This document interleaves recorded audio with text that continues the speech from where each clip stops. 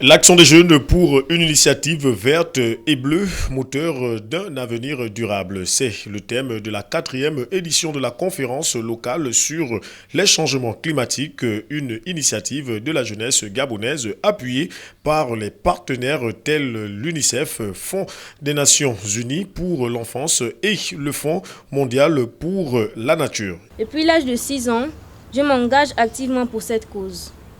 Avec le soutien de ma famille et aujourd'hui de l'UNICEF, j'ai mené des campagnes de sensibilisation sur les plages contre les déchets plastiques. Cet engagement m'a appris une chose essentielle. Il n'y a pas d'âge pour agir ni pour faire entendre sa voix. Comme tous les enfants ici présents, je crois que nous avons le droit d'être écoutés par les adultes et surtout d'être impliqués dans les décisions qui concernent notre avenir. De manière particulière, pour cette année scolaire 2024-2025, avec un financement de la Fondation Lekedi Biodiversité, le WWF a exécuté un programme d'éducation environnementale dénommé Gabon Green Generation by Lekedi, en abrégé 3GL. Ce programme vise à connecter l'élève avec son environnement et à susciter les vocations dans les métiers verts.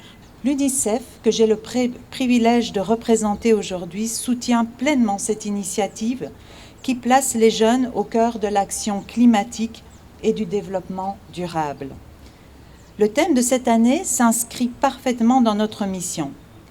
Garantir les droits des enfants et des jeunes, y compris leur droit à un environnement sain, sûr et équitable. Chers jeunes, vos idées, vos expériences et vos propositions sont au centre de cette journée. Et comme l'a si bien dit Etia Modé, notre jeune défenseur du climat pour l'UNICEF Gabon, en m'engageant, j'ai le droit d'être écouté par les adultes et de donner mon avis sur les choses qui me concernent. Des assises qui se tiennent en prélude à la 3e conférence des parties à la Convention cadre des Nations Unies du 10 au 21 novembre prochain au Brésil. Pour le représentant du ministre de l'Environnement qui a ouvert les travaux, l'initiative rime avec la vision des plus hautes autorités. Il est important de souligner que la LCOI est un événement organisé dans plus de 195 pays à travers le monde. En prélude à la participation des jeunes à la COI 20 et à la COP 30 cette année au Brésil. Pour cette édition nationale, la jeunesse gabonaise a choisi un thème aussi ambitieux que porteur d'espoir. L'action des jeunes pour une transition verte et bleue, moteur d'un avenir durable.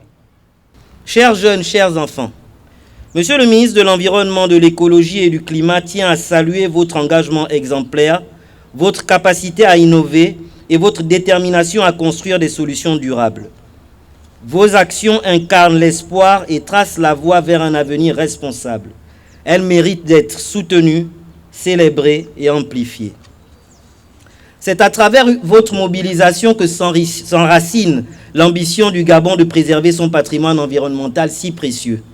Avec ses 88% de couverture forestière et ses écosystèmes marins exceptionnels, notre pays est reconnu mondialement pour sa politique de conservation.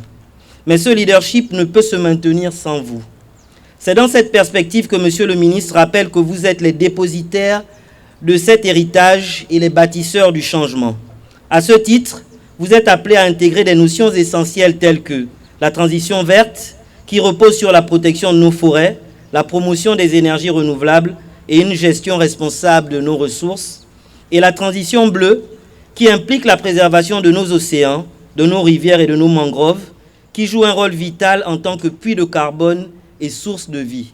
L'implication de la jeunesse dans la lutte contre les changements climatiques s'impose dès lors que celle-ci constitue la première victime.